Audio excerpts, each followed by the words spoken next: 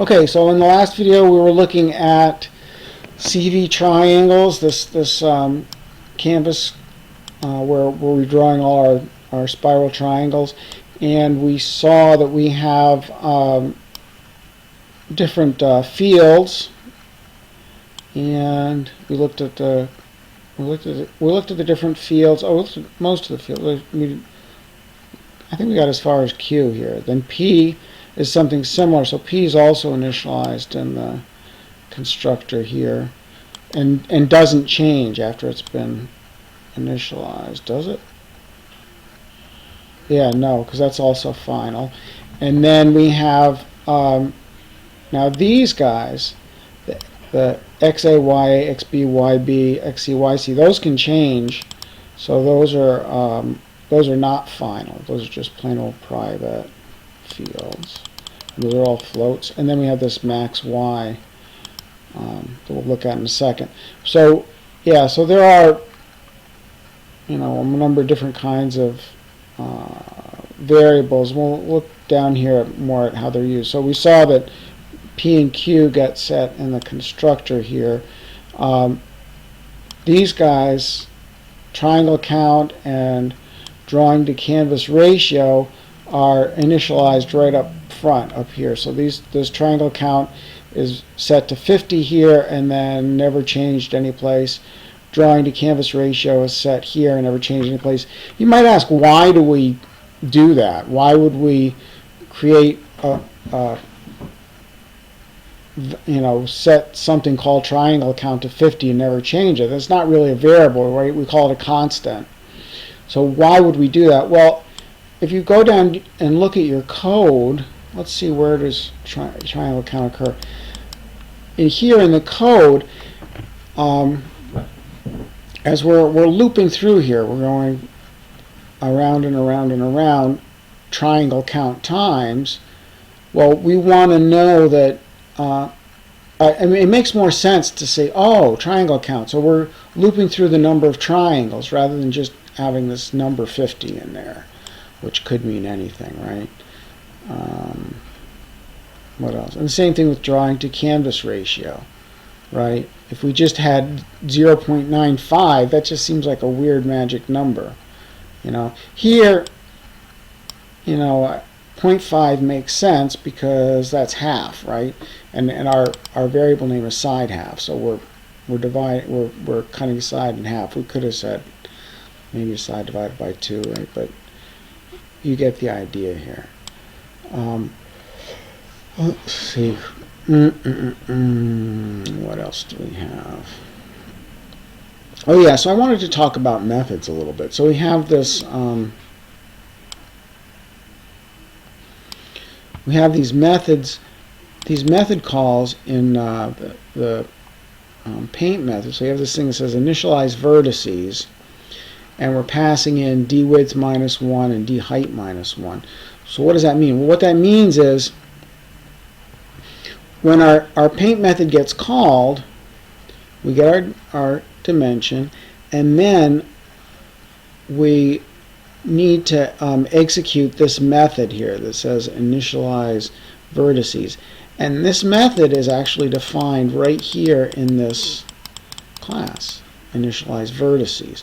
So we are passing it d width minus 1 and d height minus 1. Those are our max x and max y values. So we're passing those in as parameters right here. So whatever our d width, height minus 1, whatever we got called it as, that's going to be, this is going to be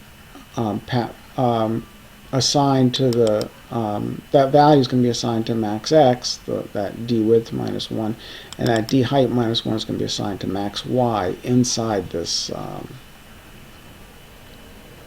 this method.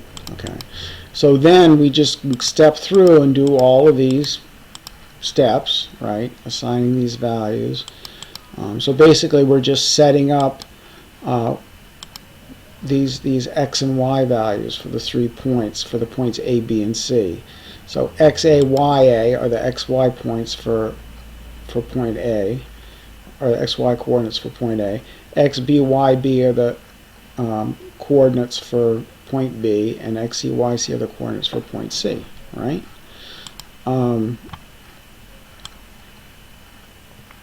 Okay, so that's how method calls work. Same thing here with draw triangle. Okay, we're passing the parameter g to draw a triangle. That's our graphics. So as soon as we get here, and notice this we're going to do triangle count times, which we know triangle count's 50 up above, but it's triangle count times. We're going to call, so we're going to call draw triangle over and over again 50 times. We're going to call calculate next vertices over and over again. So basically 50 times we're going to do draw a triangle with the parameter g, and then we're going to say calculate next vertices, and we're looping, looping, looping, looping, right? So let's calculate next vertices. So draw a triangle just says draw this line, right? And notice there are method calls in here too. We'll talk about those in a second.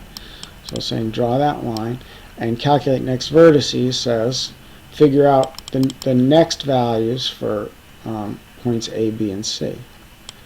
Okay. And then this IX method. So whenever we call IX with the input of some float, we're just taking that float and rounding it, making it into an int. Okay. So we're basically, for the x values, we're just converting them from floats into ints by rounding them. For the y values, we have this IY method, and there we are subtracting from max y. So the idea here is, remember that the coordinate system for the screen starts up at the top left, and as y values gets bigger we go down, right, for the device coordinates. But if we want to switch between logical and device, we want to go, we have our logical coordinate y, and we want to flip back to our device coordinate here. Then we have to subtract. First we have to convert the y into an int, and then we subtract it from our max, so that it translates to, you know, coordinates going down this way. So that's that. Okay, so that's how those the method stuff works. Whenever you create these methods, it's basically you're writing a recipe for how to initialize vertices, and then when you actually say, okay, now I want to initialize vertices, you give the ingredients right here, right, and then whatever ingredients were given, the first one is assigned to the variable max x, the second one to max y, and you go through and bake the cake. You put the ingredients together and do all the calculations and whatever you need to do the work. Okay, and then if you have a, notice that most of these have the word void in front of here. That's the return type void. That means that when you get to the end here, you're done. But what this, when you have something like here, int, you could have boolean here. You could have, you know, string, any kind, any reasonable, any type that's been defined, any class name or primitive type like int or boolean, you could have here. And then you need a return statement to actually return that value. And these are the ones, when it returns a value, these are the ones that you can use like this. You can use as if, you know, you're in place of writing a number. Okay, so draw line expects to have 1, 2, 3, 4 numbers, and since IX and it wants 4 ints, right? So since ix returns an int, then you can use that method, ix with your parameter xa. You can use that in place of a number. Okay, so yeah, so that's the basics of how methods work.